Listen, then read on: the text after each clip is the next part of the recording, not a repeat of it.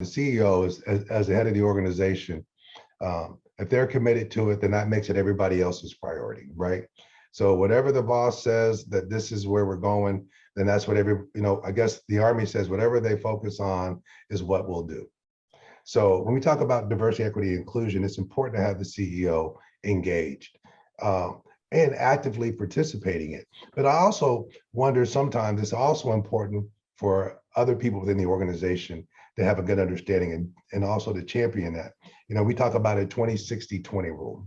20% of the people, when you talk about getting folks to buy into diversity and inclusion, 20% of the people have a lived experience and they say they're all in already. You don't have to sell them on it.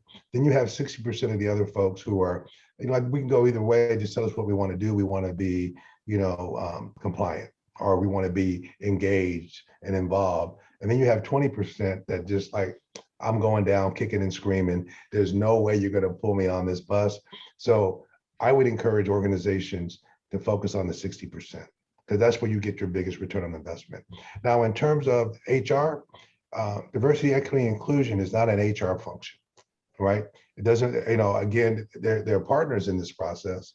I don't want to discount that piece, but diversity, equity, inclusion happens at the mid-level management, because when the CEO says it's important, the eyes and ears of the organization remain at the mid-level.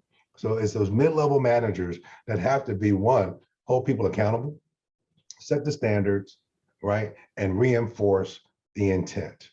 And that means that organizational mid-level managers need to be intentional as it relates to their efforts to support diversity, equity, and inclusion.